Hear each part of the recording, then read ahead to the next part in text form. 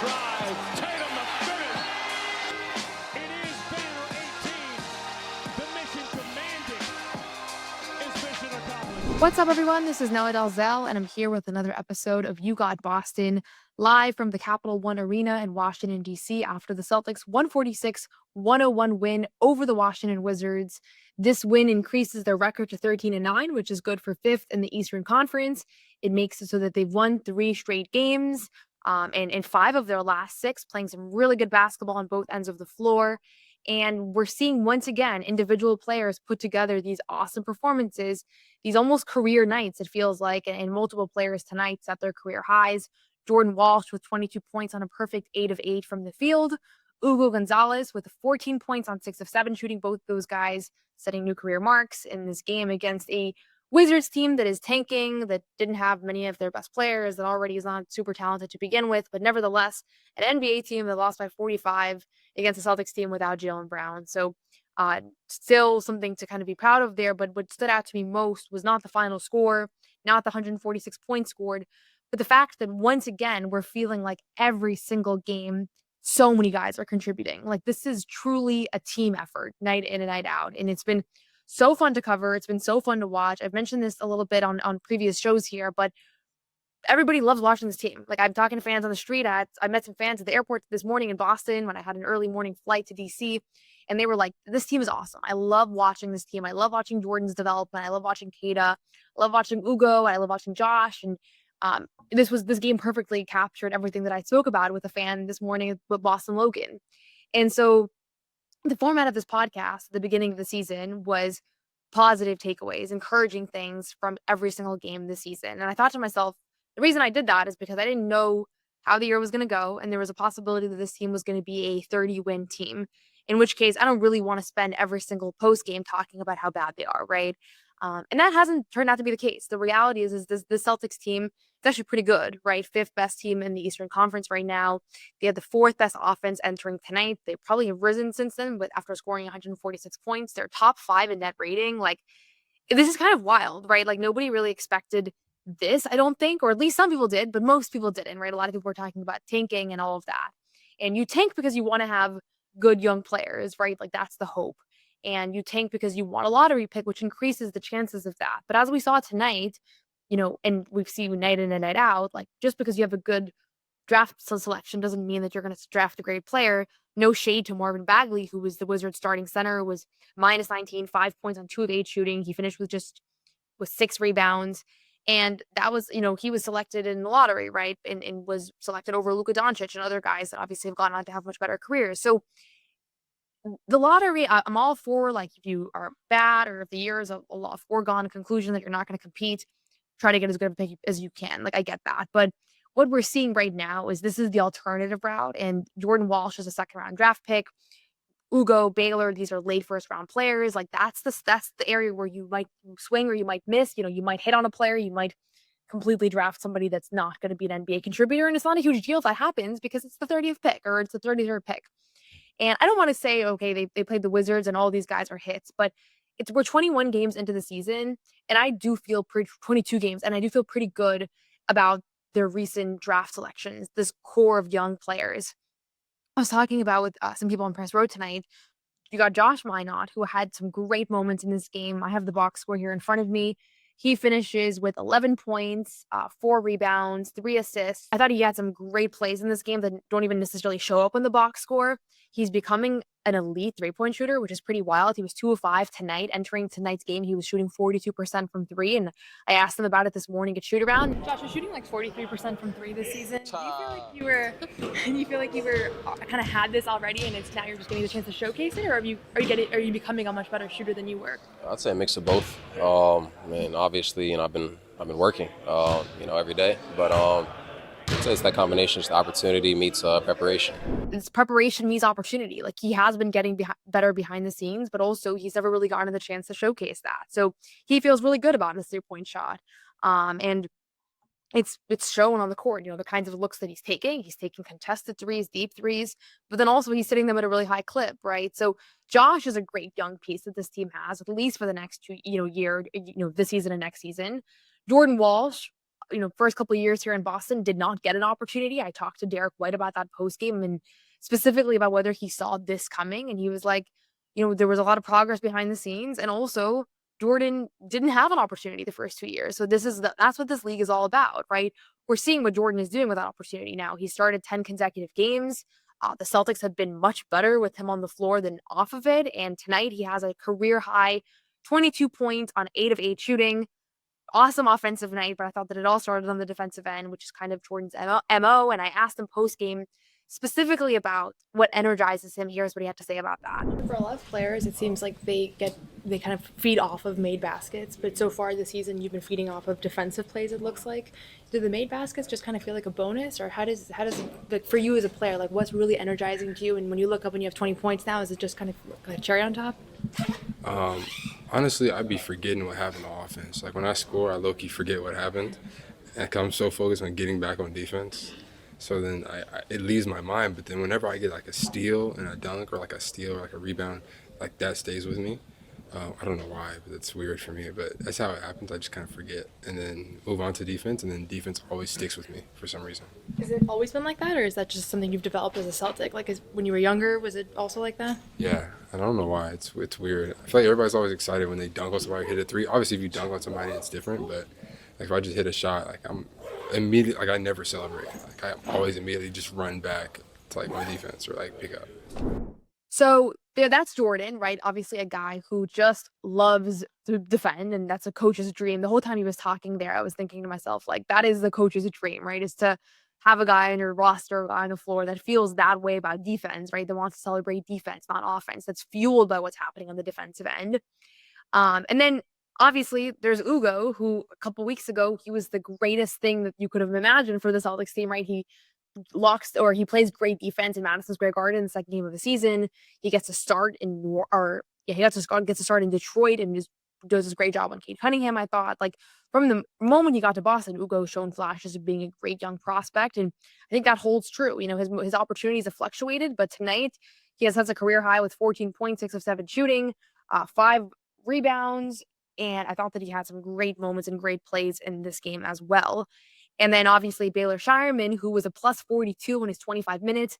Baylor wasn't quite as loud in this game, but I thought he had some great plays, great defensive plays, 3 steals in this one.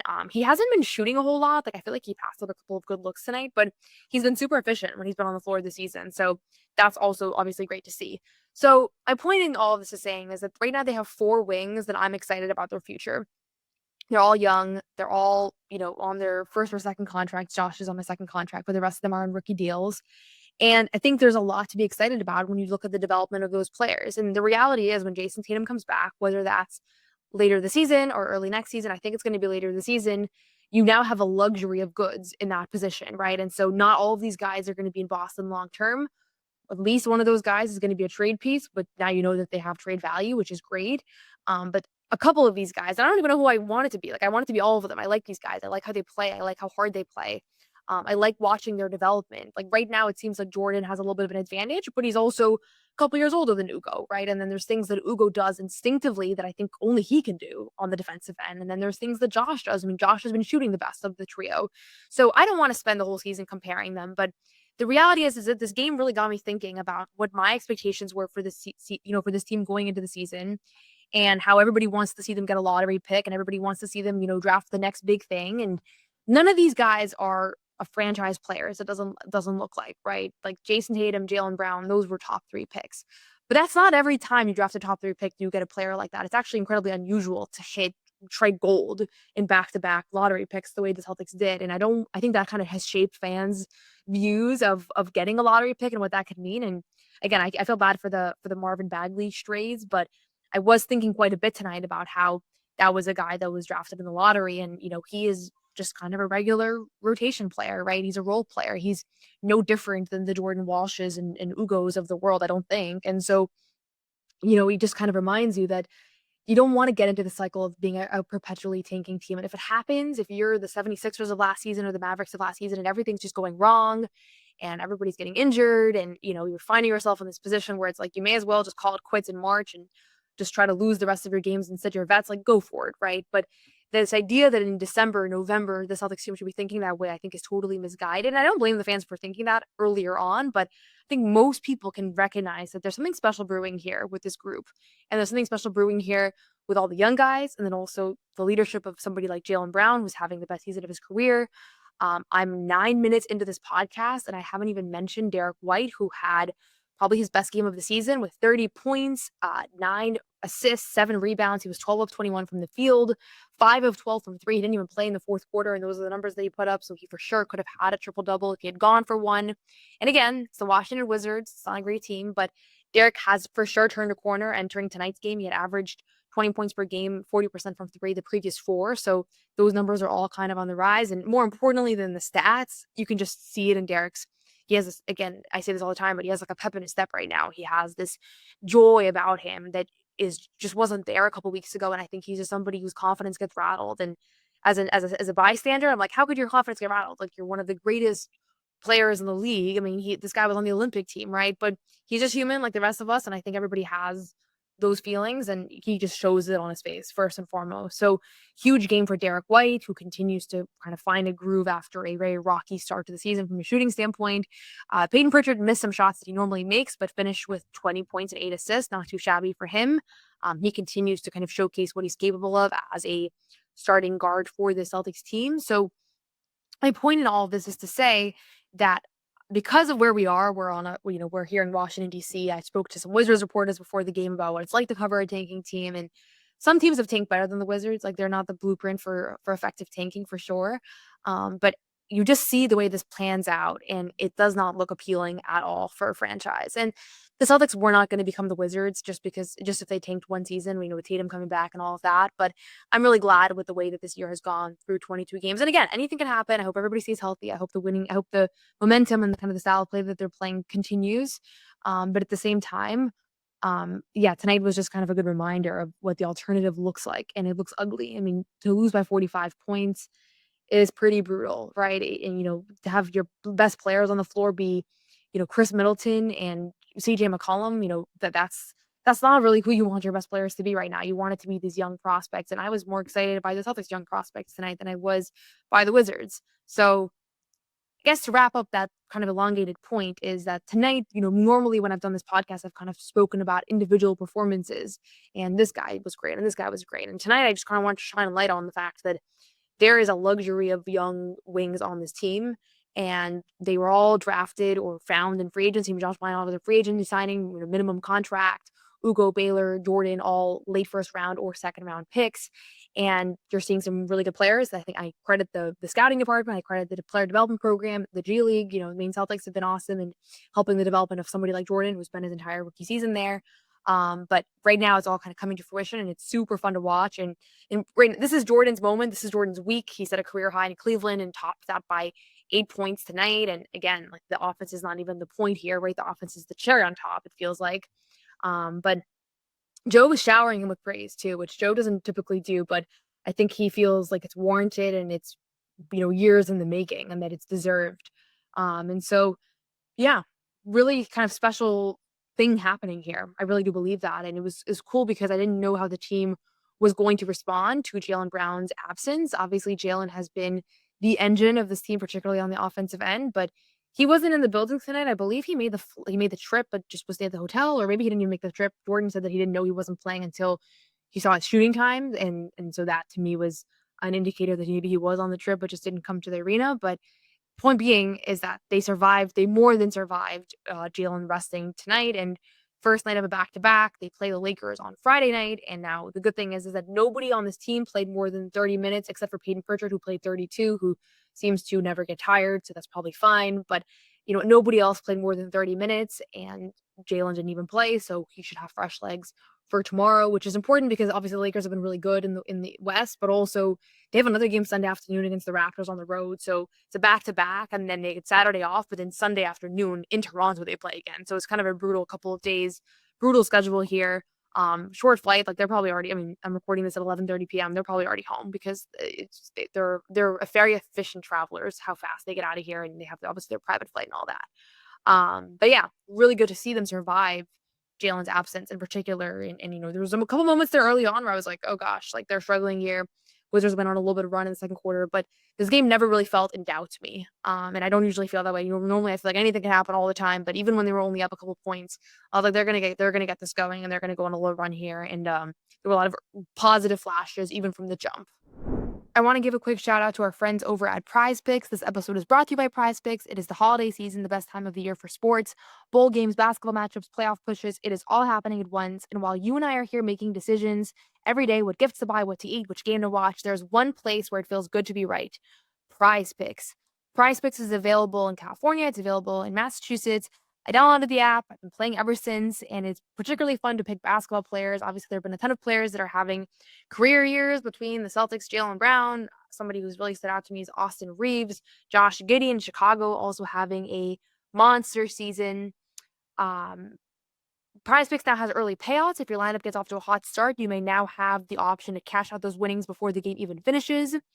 On Prize Picks, how you play is up to you. If you want flexibility, choose Flex Play where you can get paid even if one of your picks misses. And if you want the biggest payouts, go for the power play. No matter your play, Prize Picks is a great way to put your takes to the test. Download the Prize Picks app today and use code CLNS to get $50 in lineups. After you play your first $5 lineup, that's code CLNS to get $50 in lineups after you play your first $5 lineup. Prize Picks, it's good to be right. So I mentioned before the break, how this game really kind of got me thinking about tanking and about how you can get lottery picks and you can select those players and they don't necessarily pan out. And you can also hit gold, which I do think the Celtics have. And again, I don't want to overreact because I know it's just been a couple of games and it's not like these guys are taking over ball games. They're all role players, but you can get really good role players late in the first or early in the second. That's really exciting. And I think that some of these guys have the potential to become scorers too. Like I think you saw some real things from Jordan's ability to finish around the basket recently, and all four of these guys are shooting it really well. Baylor, Sam, not Sam. I mean, Sam's been fine, but that's not who I'm meant to refer to. Baylor, Josh, Hugo, Jordan. Sam actually gets the start in this one. I thought he had some really good minutes. Played 20 minutes, hit 2 of 6 threes. I think he's been sneaky solid as a player, but he just, we know Sam, so it's been a little bit less discussion around him. And he struggled shooting more than the other guys, which is ironic because he is probably the best shooter. I mean, he should be the best shooter in the group, right? And I think over the course of his career, that will hold. But anyways, yeah, it just was kind of cool to see the development of all these players all pan out against the team that is tanking. That was my point. And I mentioned Derrick White, who has been, slowly inching up, and Joe has talked routinely about how his defensive load is massive. He's a big leader on this team. Like, it's not like just because he's not scoring, he's not providing a whole lot for this group. But obviously they need points, and there was a moment this season where it felt like points were really hard to come by, and Jaylen was shouldering the load, and now Derrick is finding a groove, which is really important because they ultimately do need him to be a second or third option. And Jaylen, wasn't here tonight, and Derrick White stepped beautifully into that role. He led the team with 21 field goal attempts. He hit 12 of those. He was 5 of 12 from 3. Gets 7 boards, distributed the ball quite well. An underrated component to this team's success, I don't think we've talked about it enough, but on the topic of Derrick, this team has just taken care of the ball exceptionally well. They have the lowest turnover rate in the league. They turn the ball over the least amount of times per game in the league. And it is the number one reason why they are one of the top rated offenses in the NBA. Entering tonight, they were 4th offensive rating. When the numbers update later tonight, I'm sure they might even jump to 3rd because they were so effective in this one, right? But they haven't been the best shooting team, right? They have a pretty low shooting percentage. They haven't been super effective from 3. They've taken a lot of threes, but they haven't been shooting them super well. But when you don't turn the ball over, you're creating extra possessions. They've been top 10 in offensive rebounds most of the season. You're putting yourself in a good position to have a good offense. And Derrick White and Peyton Pritchard, 2 guys that have gotten a lot of criticism for their shooting struggles earlier this season, those 2 guys are a big part of why this Celtics team is in the offensive position that they're in. Jaylen has gotten a lot of the credit, as he should, but at the end of the day, the reason why this offense has been so highly rated, if I had to pick one reason, it's because they haven't been turning the ball over. And once again, you look at the stat lines from tonight, Derrick White had 2 turnovers, which is actually, sometimes even has less than that, but 2 turnovers to 9 assists, which is a great ratio. And Peyton Pritchard had 8 assists to 1 turnover. So that's great to see both of those guys taking care of the ball. Typically, they have 3 guys that can handle the ball on the floor at once, and not every team has the roster to do that, to be in that position. But they are, and that has been a priority, and they're making simple passes. They're never going to be the highest assist team. Like, that is not their goal. They're not going to throw bad passes. They're only going to throw passes that create advantages, and that's what they've been doing, and that's been the offensive philosophy, and it has resulted in them being an elite offense despite not necessarily having elite offensive talent, or at least not as much as people expect them to, right? And so, again, another night where they just take good care of the ball, 9 turnovers, and Jaylen has been leading the team in turnovers, but they're not all bad pass turnovers. Sometimes, I think he averages almost an offensive foul per game and, usually kicks the ball out of bounds once on a drive. So those are different. Those are less harmful than a bad pass turnover that leads to a transition, layup on the other end. So all that to be said is I do want to mention the taking care of the ball piece because I think that part goes a little bit under the radar at times. And so, yeah, just a great win here in Washington, D.C. If you want to hear from the players themselves, we spoke to Josh Minot at shoot around. We spoke to Derrick White and Jordan Walsh post-game in the locker room. We spoke to Joe Mazzulla before and after this game. As always, all of those press conferences are on CLNS Media. I encourage you to go check them out. And as always, we have our full-length hour-and-a-half show, post-game show, The Garden Report, which is also on CLNS Media. Funny show tonight. We broke down a lot of funny things that happened post-game as well, so check that out. And thank you so much for watching. A few of you sent me that I was in your kind of top shows on Spotify Wrapped, or just reached out about that over the last couple of days. It's so cool to me that people enjoy this podcast, that people enjoy listening to my thoughts on the team. I love reading your guys' comments. I love reading your thoughts and takeaways from each and every game. And I made a commitment at the beginning of the year that I was going to do a podcast after every game of the season. And at times it feels a little bit like extra because we do have our post-game show. And again, this is a back-to-back and it's a Wizards game. Like, who even cares? But it's been cool to see that there's a consistent group of you that tune in night in and night out. And so I'll make sure to continue to record my thoughts and share all of that. And it's been an absolute privilege for me to be able to have this platform and to be able to talk about this team. So Celtics are 13-9. They are 5th in the Eastern Conference. I don't know that many people saw this coming when they started the season 0-3, but hey, they told us we're okay. We're going to turn things around. It's just a couple of bad breaks, a couple of bad, missed rebounds, things like that. And here they are, as they promised, that they're in a much better spot than they were. And I don't know what the ceiling of this team is, but I'm enjoying the hell out of watching them play, enjoying the hell out of covering them, and we'll see how they respond to a Lakers team that has been pretty hot coming into town on Friday night in TD Garden. It's going to be a great game. As always, we'll have coverage post-game. Tune in, turn on notifications so you can join us as soon as we go live after the game, catch all of our press conferences, and hope you enjoy the show. Thanks as always.